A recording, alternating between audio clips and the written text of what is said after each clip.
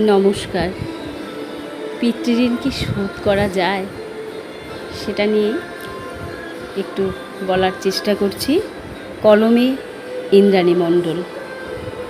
বাবা, তোমার মনে আছে ছোটবেলার কথা? সেই যে আমি খুব কাঁদতাম যখন পেতাম ব্যথা। তুমি তখন আদর করে নিতে আমায় কোলে, ভুলিয়ে দিতে সব অভিমান আমার সোনা বলে। আজকে তোমার ছোট্ট মেয়ে, ছোট্টটি আর নেই। পরকে আপন করতে গিয়ে সারা জীবন পার।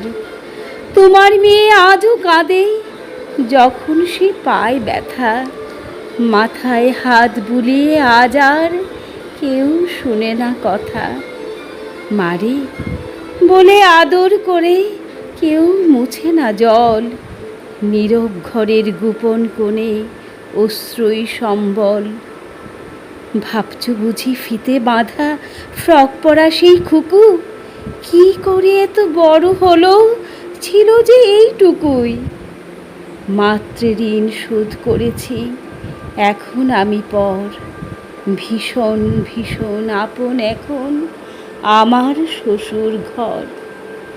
দু মুঠো চাল ফেললে বুঝি শোধ হয়ে যায় ঋণ। পুরনো স্মৃতি বুকে করে কাটছে আমার দিন। মনে এখন পড়ে ভীষণ বাড়ির চেনা গলি।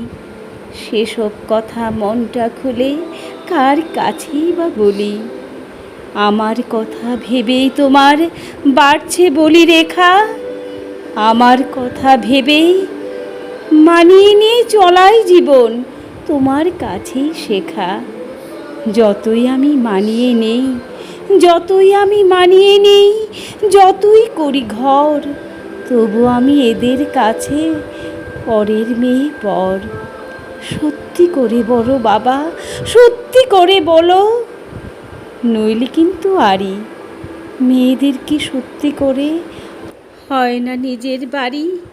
মেয়েদের কি সত্যি করে হয় না নিজের বাড়ি?